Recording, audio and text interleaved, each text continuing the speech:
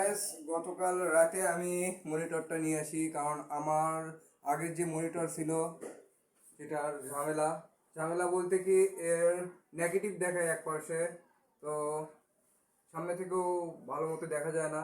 সেজন্য নতুন একটা মনিটর নিয়ে আসছি ওয়ালটনের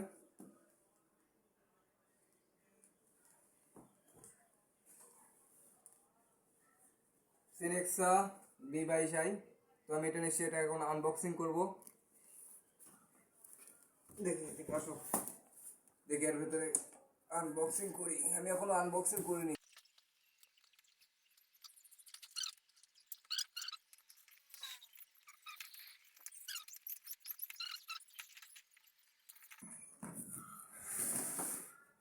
তো গাইস, আমার মনিটর।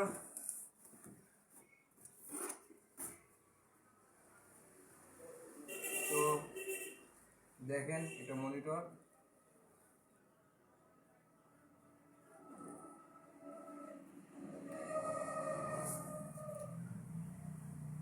জোস একটা মনিটর।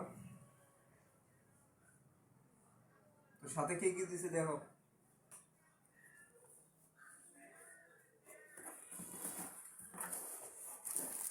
সাথে দেখতেছি একটা পাওয়ার কর্ড, HDMI কেবল,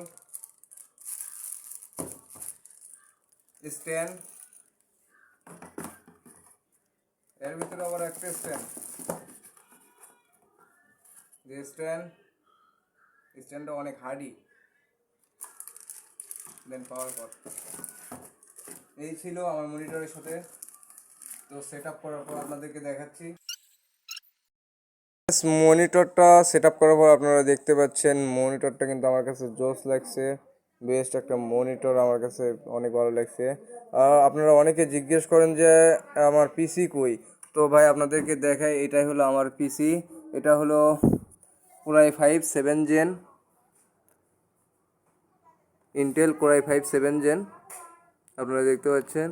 তো এটা আমার পিসি, আর এটা আমার মনিটর, সাথে মাউসটাও কয়েকদিন আগে কিনছি। আর সেট আপটা মোটামুটি কমপ্লিট, আমার কাছে বেশ ভালো লাগছে সেট আপটা। আর এই মনিটর হলো আপনার 21.45 ইঞ্চি, মানে 22 ইঞ্চি ধরতে গেলে। আর রেট পড়ছে এটা 9,700। সর্বমোট খরচ পড়ছে 10,000, একটু বেশি। এই ছিল আমার মনিটর আনবক্সিং। সবাই ভালো থাকবেন, আর ভিডিওটি ভালো লাগলে অবশ্যই একটা লাইক করে দেবেন। সবাইকে ধন্যবাদ। আসসালামু আলাইকুম।